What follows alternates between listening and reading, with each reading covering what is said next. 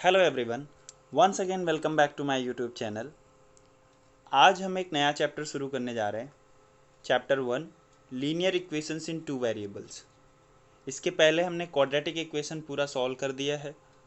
आपको अगर उसे भी देखना समझना है तो आप इसके पहले वाले वीडियोस को जाके चेक करें, देखें, आपको देख के समझ आएगा।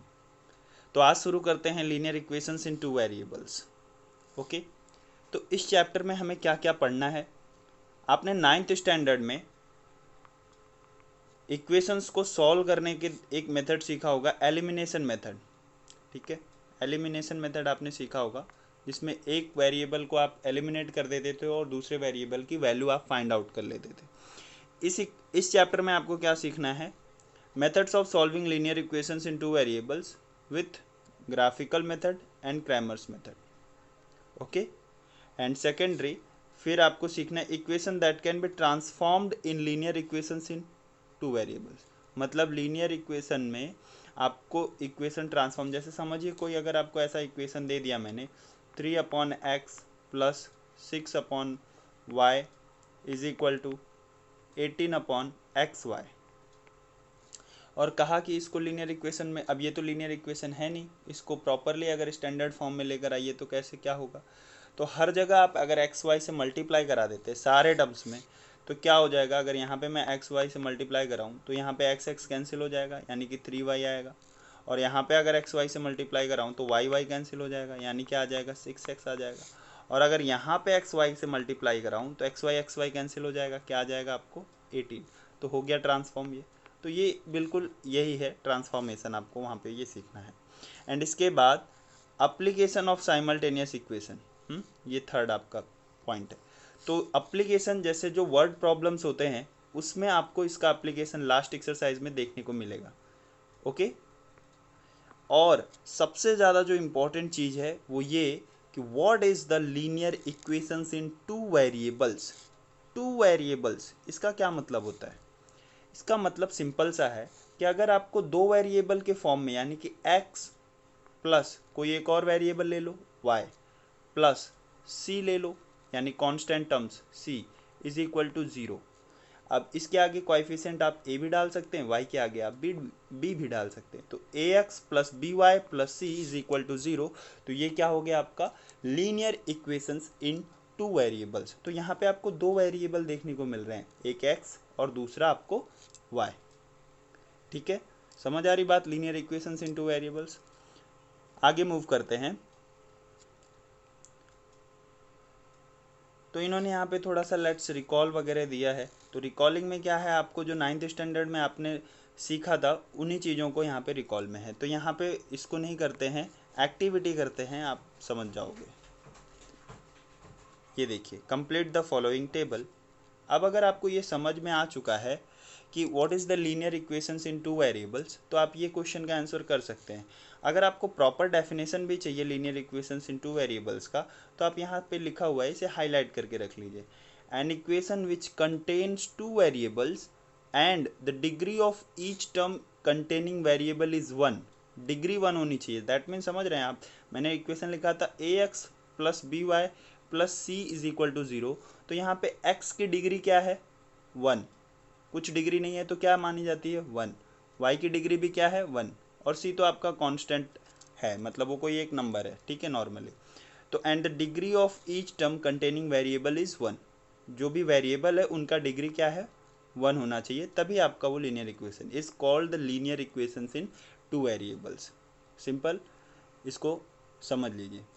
An equation which contains two variables and the degree of each term containing variable is 1 is called a linear equations in two variables। बहुत ही सिंपल।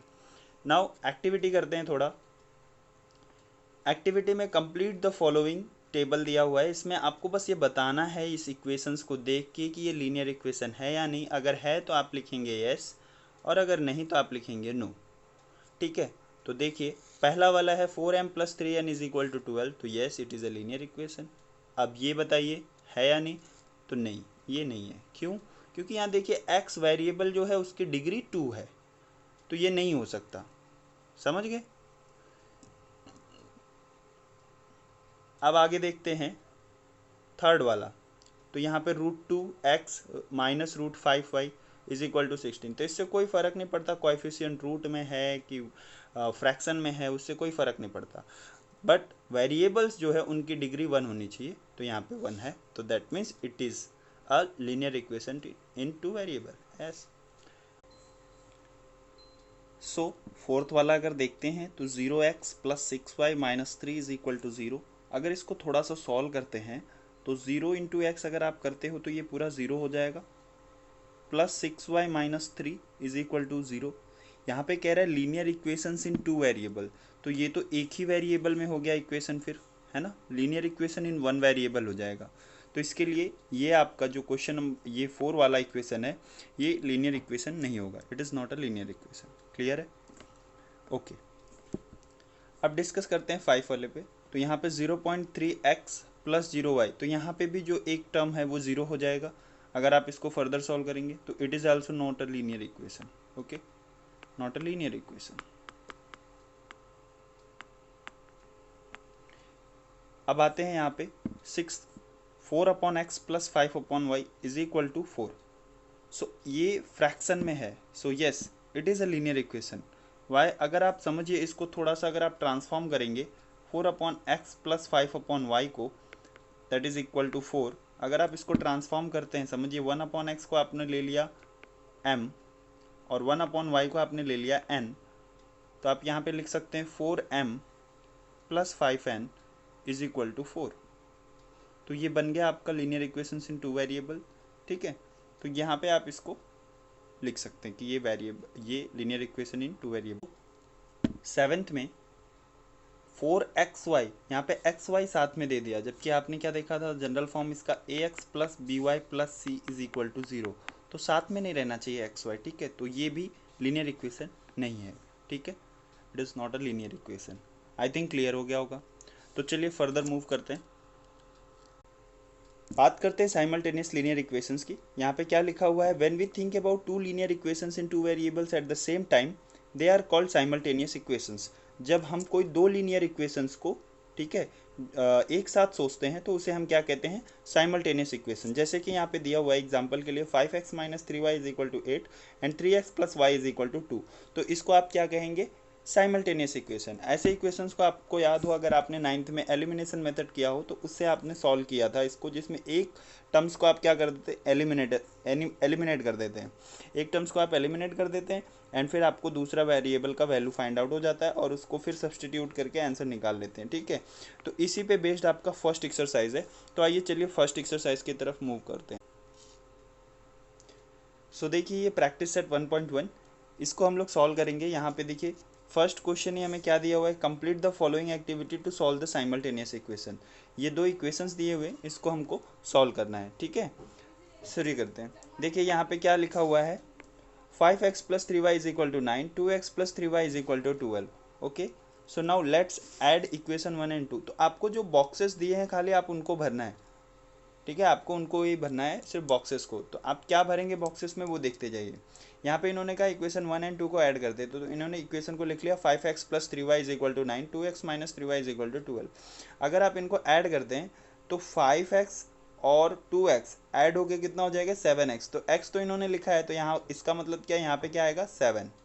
ठीक है, यहाँ क्या आने वाला है, 7। ठीक है, यहाँ 7 आ गया। अब यहाँ पे -3y और +3y ये तो अपने आप कैंसिल हो गया, आपको कुछ करने की ज़रूरत नहीं, बस आप ये समझिए कि वो कैंसिल हो गए। यहाँ पे 12 एंड 9 इसको अगर आप ऐड कर दें तो कितना हो जाएगा, 21। ठीक है, अब इस 7 को, अब ये 7x इज इक्वल टू 21 है, तो 7 जब यहाँ से 21 के साइड में आएगा तो क्या हो जाएगा, 21/7 डिवाइड होके क्या मिलेगा आपको, x इज इक्वल टू 3। ठीक है, अब इन्होंने कहा place x is equal to 3 in equation 1। Equation 1 आपका क्या है, 5x plus 3y is equal to 9। तो वहाँ पे अगर आप x की जगह पे अभी क्या सब्सटीट्यूट करने जा रहे हो, 3, तो 5 into 3 plus 3y is equal to 9। तो 5 3 जा कितना हो जाता है, 15, और 15 को जब इस साइड भेजोगे तो माइनस में चला आएगा, है ना। तो यहाँ पे क्या हो जाएगा, -15। 9 माइनस 15, तो 15 में से 9 निकलेगा तो बचेगा कितना, 6। सिंस 15 बड़ा है और उसके आगे की साइन माइनस है, तो इसके लिए यहाँ पे क्या आ जाएगी, साइन माइनस। अब ये 3 y के साथ में मल्टीप्लिकेशन के फॉर्म में है, तो वो -6 के नीचे जाएगा। तो यहाँ पे क्या आएगा आपको -6/3, डिवाइड कर दोगे तो आपको क्या आ जाएगा -2।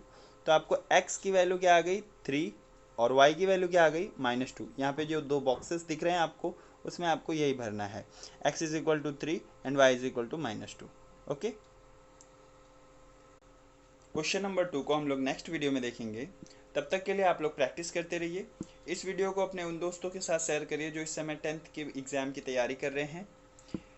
लाइक करके मेरा मोटिवेशन बढ़ाइए, चैनल को सब्सक्राइब करिए and at the end once again आप सबको थैंक यू।